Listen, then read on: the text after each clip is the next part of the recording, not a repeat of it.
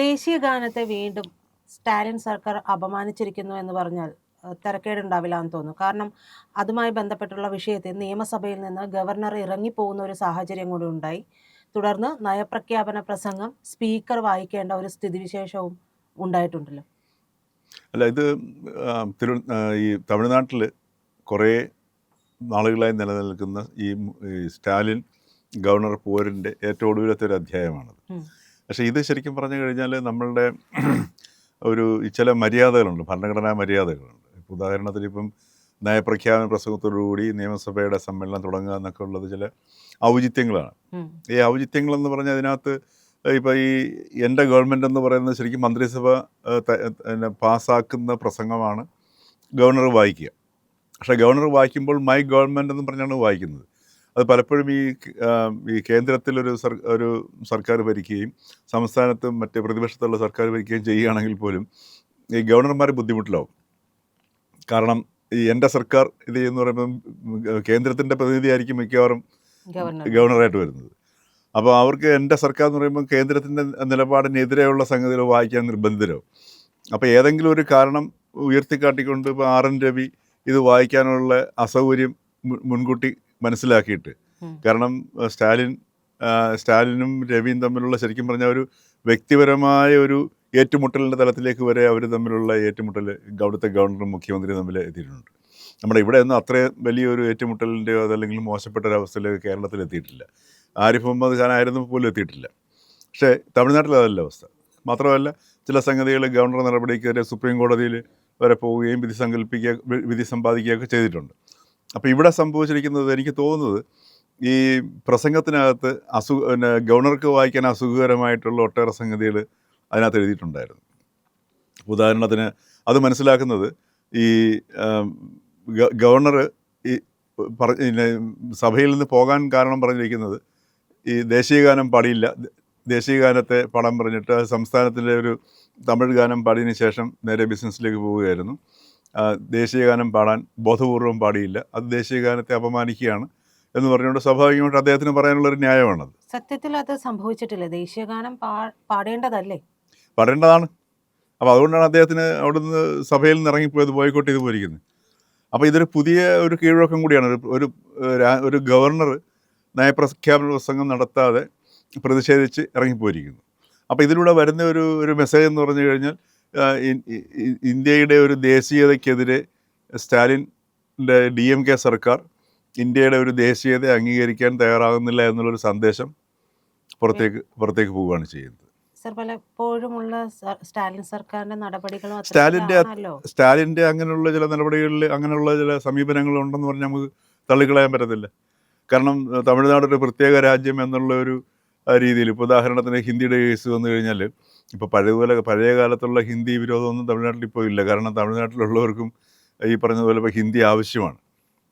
മാത്രമല്ല ഇപ്പോൾ ഭാഷ തന്നെ ഒരു പ്രശ്നമല്ല.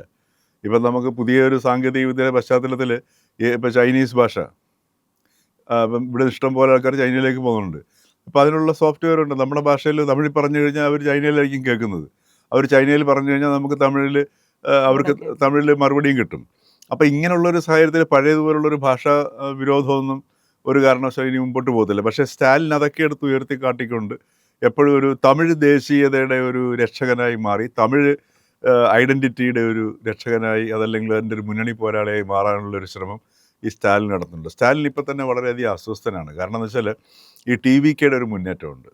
അതോടൊപ്പം തന്നെ BJPയും കാര്യമായിട്ടുള്ളൊരു ഭീഷണി ഉയർത്തക്കത്ത രീതിയിൽ, DMKക്ക് ഭീഷണി ഉയർത്തക്കത്ത രീതിയിലൊന്നും BJP വളർന്നിട്ടില്ല. പക്ഷേ ഈ TVKയുടെ ഒരു മുന്നേറ്റവും അതേപോലെ AIDMKയും BJPയും തമ്മിലുള്ള കൂട്ടായ്മയും മുന്നണിയുമൊക്കെ ഇത് സ്റ്റാലിന് എന്തെങ്കിലും ചില തൻ്റെ ഈ തമിഴ്നാട് രാഷ്ട്രീയത്തിലെ ആധിപത്യത്തിന് ഒരു തെരഞ്ഞെടുപ്പ് വേളയിലെ കോട്ടം തട്ടുമോ എന്നൊരു പേടി കുടുങ്ങിയിട്ടുണ്ട്.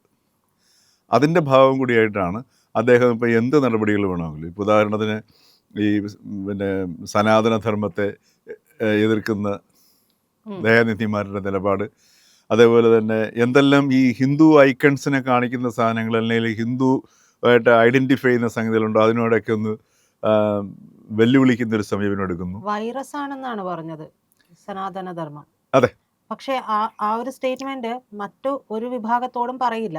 അങ്ങനെ പറയാതിരിക്കട്ടെ. ഉം. പക്ഷെ അങ്ങനെ ഒരു വളരെ വലിയ രീതിയിൽ തന്നെ ഒരു തരത്തിലുള്ള ഒരു എന്താ പറയാ, വല്ലാത്തൊരു തരം അസുഖകരമായിട്ടുള്ള ഒരു അവസ്ഥയിലേക്ക് ആ ജനത്തെ തള്ളിവിടുക കൂടി ചെയ്യുന്നില്ലേ? തമ്മിൽ തമ്മിൽ അടുപ്പിക്കുന്ന രീതിയിലേക്ക്.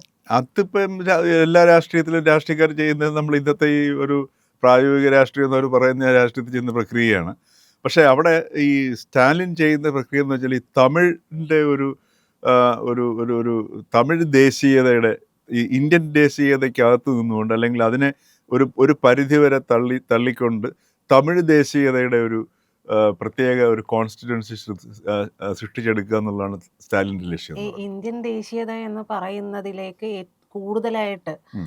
നമ്മൾ വരുന്നത് മോദി വന്നതിന് ശേഷമാണ്. അതെ. അപ്പൊ ഫലത്തിൽ പറഞ്ഞിട്ടുണ്ടെങ്കിൽ മോദിയെ എതിർക്കാൻ വേണ്ടി, മോദിയെ ഭയമുള്ളതോ അല്ലെങ്കിൽ ആ ഒരു മുന്നേറ്റം ഭയക്കുന്നത് കൊണ്ടാണ് ഇവിടെ ഈ ഒരു തമിഴ്നാട് ദേശീയത ഉയർത്തിപ്പിടിക്കുന്നതെന്ന് പറയാലോ. ആ ഒരു പരിധി വരെ. കാരണം എന്ന് വെച്ചാൽ അല്ലാതെ പിന്നെ ഈ ടി വി കെയുടെ ഒരു മുന്നേറ്റം അതെങ്ങനെ അത് തെരഞ്ഞെടുപ്പിൽ പ്രതിഫലിക്കും എന്നുള്ളത് അതിനകത്ത് അവ്യക്തതയുണ്ട്. ഉദാഹരണത്തിന് ആ കരൂർ സംഭവത്തിന് ശേഷം പോലും വിജയുടെ പോപ്പുലാരിറ്റി അതല്ലെങ്കിൽ ആ ഒരു പിന്നെ പ്രവർത്തകർക്കിടയിലോ അല്ലെങ്കിൽ ആരാധകർക്കിടയിലോ ഉള്ള ഒരു സപ്പോർട്ടോ അതല്ലെങ്കിൽ ആവേശത്തിനൊന്നും ഒരു കുറവും വന്നിട്ടില്ല. അപ്പോൾ അതൊക്കെ കാണിക്കുന്നത് ഈ ടി വിക്ക് വിജയ് എന്തെങ്കിലും വലിയ മാറ്റങ്ങൾ ഉണ്ടാക്കാൻ സാധിക്കുമോ ഉണ്ടോ എന്നുള്ളതാണ്.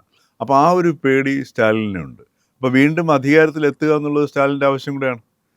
ഡി എം കെയുടെ കോട്ടകളെ അത്ര പെട്ടെന്ന് പൊളിക്കാനൊന്നും പറ്റുന്ന കോട്ടകളല്ല ഡി എം കെയുടെ കോട്ടകളെന്ന് പറയുന്നത്. പക്ഷേ എങ്കിൽ പോലും ഈ പുതിയ മാറുന്ന ഒരു സാഹചര്യത്തിൽ സ്റ്റാലിൻ അല്പം അസ്വസ്ഥനാണ്.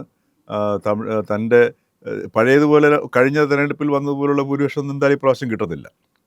അപ്പോൾ ആ ഒരു അറിവ് പോലും സ്റ്റാലിനെ അസ്വസ്ഥനാക്കുന്നുണ്ട്. അതിൻ്റെ തൻ്റെ ആ ഒരു ലക്ഷ്യം ഈ തമിഴ് എന്നുള്ള സംഗതി ആർക്കും അടിയുറവ് പറയുന്നില്ല, മോദിക്ക് അടിയുറവ് പറയത്തില്ല, കേന്ദ്രത്തിന് അടിയുറവ് പറയില്ല എന്നുള്ള ഒരു ഇമേജ് സൃഷ്ടിക്കാനായിട്ടാണ് ശരിക്കും ഈ ഗവർണർ സ്റ്റാലിൻ പോരാട്ടം അവിടെ നടക്കുന്നത്. അതോടൊപ്പം തന്നെ ഗവർണർ ഈ ഒരു അവസരം ഉപയോഗിച്ചുകൊണ്ട് ബി ജെ പിയുടെ വളർച്ചയ്ക്ക് വേണ്ടിയിട്ടും ഗവർണർ രവിയും സഹായിക്കുന്നുണ്ട്. അപ്പോൾ അതിൻ്റെ ഭാഗമായിട്ടാണ് ഇപ്പം ഈ നയപ്രഖ്യാപന പ്രസംഗത്തിൻ്റെ വായിക്കാത്ത പ്രസംഗത്തിൻ്റെ ഭാഗങ്ങളെടുത്ത് ഉദ്ധരിച്ചുകൊണ്ട് തമിഴ്നാട് ലോക് ഭവൻ പ്രസ്താവന ഇറക്കിയിട്ടുണ്ട്. അപ്പോൾ അതിനകത്ത് പറയുന്നുണ്ട് തമിഴ്നാട്ടിലെ ട്രസ്റ്റി ബോർഡുകളൊന്നും ക്ഷേത്രത്തിൽ നിയമിക്കാതെ തമിഴ്നാട് സർക്കാർ നേരിട്ടാണ് ഇപ്പോൾ ഭരിച്ചുകൊണ്ടിരിക്കുന്നത്. അപ്പോൾ ഇതൊക്കെ ഭക്തരുടെ ഇടയിൽ ഭയങ്കരമായിട്ട് സ്വാധീനം ഉണ്ടാക്കുന്ന സാധനങ്ങളാണ്. അതേപോലെ 12 ലക്ഷം കോടി രൂപ നിക്ഷേപം ആകർഷിച്ചു എന്ന് പറയുന്നു. അപ്പോൾ അതിന് മറുപടിയായിട്ട് രവി പിന്നെ ഗവർണറുടെ പത്രക്കുറിപ്പിൽ പറയുന്നത് അത് വെറും കടലാസിൽ മാത്രമാണുള്ളത്. അപ്പോൾ ഇത്തരം സാധനങ്ങൾ വായിക്കാനുള്ള ഒരു അസൗകര്യം കൊണ്ട് കണക്കിലെടുത്തുകൊണ്ടായിരിക്കണം ഗവർണർ ഈ ജനഗണമന അല്ലെങ്കിൽ ദേശീയഗാനം വിഷയം ഉയർത്തിക്കൊണ്ട് ഇറങ്ങിപ്പോയത്.